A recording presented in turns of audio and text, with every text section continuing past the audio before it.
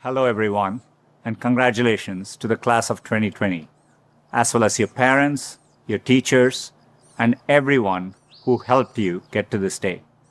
I never imagined I'd be giving a commencement speech with no live audience from my backyard, but it's giving me a much deeper understanding for what our YouTube creators go through. And I certainly never thought I'd be sharing a virtual stage with a former president, a first lady, a Lady Gaga, and a Queen Bee, not to mention BTS. I don't think this is the graduation ceremony any of you imagine. At a time when you should be celebrating all the knowledge you've gained, you may be grieving what you've lost. The moves you planned, the jobs you earned, and the experiences you were looking forward to. In bleak moments like these, it can be difficult to find hope. So let me skip right to the end and tell you what happens. You will prevail. That's not really the end of the speech, so don't get too excited. The reason I know you'll prevail is because so many others have done it before you. 100 years ago, the class of 1920 graduated into the end of a deadly pandemic.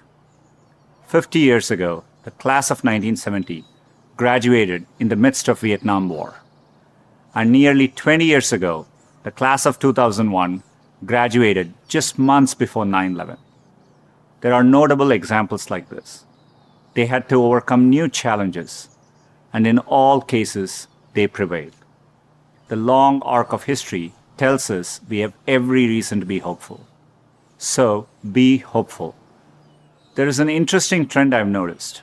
It's very conventional for every generation to underestimate the potential of the following one. It's because they don't realize that the progress of one generation becomes the foundational premise for the next. And it takes a new set of people to come along and realize all the possibilities. I grew up without much access to technology. We didn't get our first telephone till I was 10. I didn't have regular access to a computer until I came to America for graduate school. Under television, when we finally got one, only had one channel. So imagine how awestruck I am today to be speaking to you on a platform that has millions of channels. By contrast, you grew up with computers of all shapes and sizes. The ability to ask a computer anything, anywhere, the very thing I've spent my last decade working on, is not amazing to you. That's okay. It doesn't make me feel bad. It makes me hopeful. There are probably things about technology that frustrate you and make you impatient. Don't lose that impatience. It'll create the next technology revolution and enable you to build things my generation could never dream of. You may be just as frustrated by my generation's approach to climate change or education. Be impatient. It'll create the progress the world needs. You will make the world better in your own way, even if you don't know exactly how. The important thing is to be open-minded so that you can find what you love. For me, it was technology. The more access my family had to technology, the better our lives got.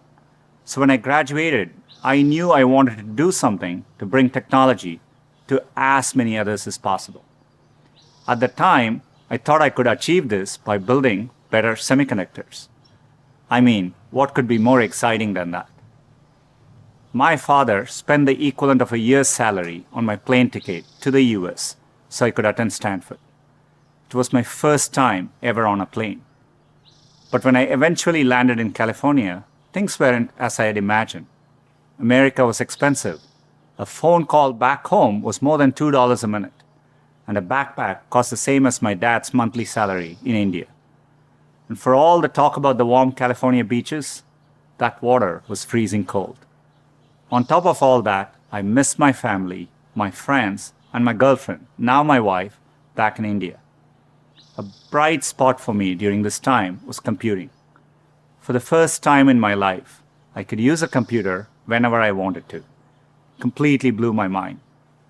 And at that same moment, the internet was literally being built all around me. The year I arrived at Stanford was the same year the browser Mosaic was released, which would popularize the World Wide Web and the internet. The summer I left was the same summer that a graduate student named Sergey Brin met a prospective engineering student named Larry Page. These two moments would profoundly shape the rest of my life. But at the time, I didn't know it. It took me a while to realize that the internet would be the single best way to make technology accessible to more people. And as soon as I did, I changed course and decided to pursue my dreams at Google. Inspired by the wonder that first browser created in me, I led the effort to launch one called Chrome in 2009 and drove the effort to help Google develop affordable laptops and phones so that a student growing up in any neighborhood or village in any part of the world could have the same access to information as all of you. Had I stayed the course in graduate school, I'd probably have a PhD today, which would have made my parents really proud, but I might have missed the opportunity to bring the benefits of technology to so many others. And I certainly wouldn't be standing here speaking to you as Google's CEO. Believe me when I say I saw none of this coming when I first touched down in the state of California 27 years ago. The only thing that got me from there to here, other than luck, was a deep passion for technology and an open mind. So take the time to find the thing that excites you more than anything else in the world, not the thing your parents want you to do, or the thing that all your friends are doing, or that society expects of you. I know you're getting a lot of advice today, so let me leave you with mine. Be open, be impatient, be hopeful. If you can do that, history will remember the class of 2020, not for what you lost, but for what you changed. You have the chance to change everything. I'm optimistic you will. Thank you.